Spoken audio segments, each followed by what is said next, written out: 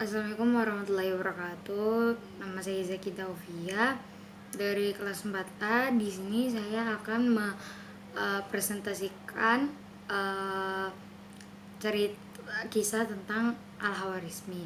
Nah, Al-Khawarizmi itu siapa sih? Nah, Al-Khawarizmi itu adalah bapak matematika dunia.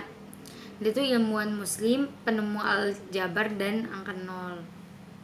Nah, ini ada biografi Al-Khawarizmi juga.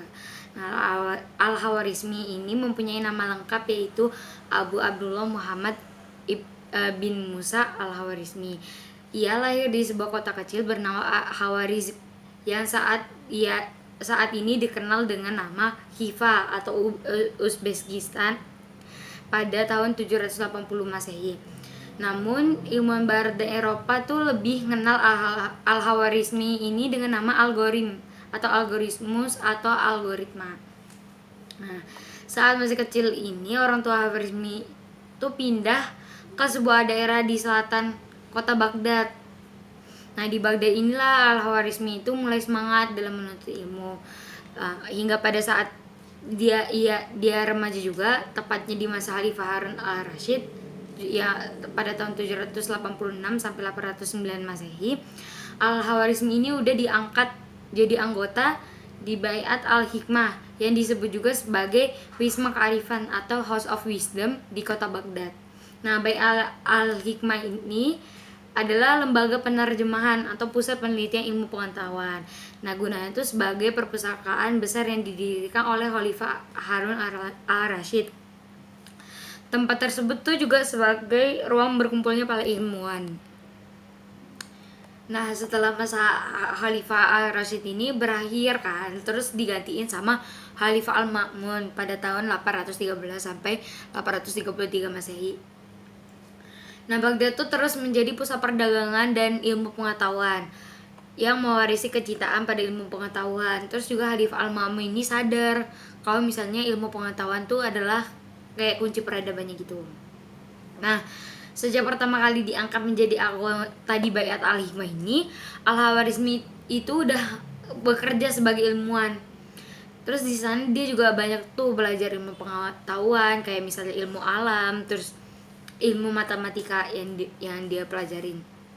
Nah, semasa hidupnya juga Al-Khawarizmi ini terus mengabdi dalam bidang pendidikan dan juga riset keilmuan. Nah, hal itu yang membuat dia tuh sangat terbuka pada sumber-sumber ilmu pengetahuan dari manapun, baik itu dari Yunani, India, bahkan Romawi. Nah, karena kecintaan Al-Khawarizmi pada pengetahuan ini ya, itu tuh mendorong dia untuk mempelajari bahasa Sanskerta dan juga bahasa Yunani. Nah, pas dia udah mahir, terus dia udah menguasai bahasa-bahasa itu juga, Al-Khawarizmi ini kemudian menerjemahkan beberapa buku kayak seperti buku India yang berjudul Siddhanta yang isinya tuh ilmu astronomi. Terus dia terjemahkan itu ke bahasa Arab. Terus juga ada buku yang berisi ilmu geografi yang ditulis Ptolemeus, yaitu seorang ilmuwan Yunani yang berhasil dia terjemahin juga bukunya. Nah, karena kemampuannya juga dalam menerjemahkan buku-buku tersebut tadi ya, nah itu membuat pengetahuan sama pemikiran Al-Khawarizmi ini dalam bidang sains itu makin wah, makin cermelang gitu. Nah, karena keterbukaannya dia juga dalam mengadopsi ilmu-ilmu pengetahuan yang dari mana aja ya, jadi membuat Khawarizmi ini melahirin banyak karya. Nah, karya terbesarnya itu salah satunya adalah Aljabar. Nah, kayak di bukunya yang berjudul Alkitab Al-Mukhtasar fi Hisab Aljabar wal Muqabalah.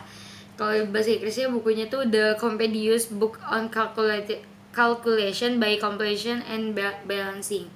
Nah, itu tuh jadi pondasi penting dalam aljabar di era modern.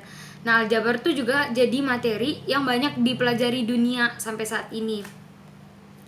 Nah, karya ini tuh juga tidak terlepas dari pemikiran ilmuwan Yunani yang bernama Diopantus. Berangkat dari karya Diopantus itulah si Al-Khawarizmi ini menemukan banyak permasalahan dan kesalahan yang cukup sulit untuk dipahami. Nah, dari situ tuh Al-Khawarizmi itu mulai memperbaiki terus menyempurnakan aljabar. Dia juga yang ngembangin tabel rincian trigonometri yang kayak membuat fungsi sinus, kosinus, tangen, kotangen. Terus juga konsep diferensiasi itu dia juga. Nah, karena penemuan itu, Al-Khwarizmi itu dinobatkan sebagai bapak aljabar. Bahkan pemikir-pemikir barat pun juga mengakui kalau misalnya Al-Khwarizmi ini sebagai bapak aljabar. Itu aja sih kisah dari Al-Khwarizmi yang bisa saya sampaikan. Kurang lebihnya mohon maaf. Wassalamualaikum warahmatullahi wabarakatuh.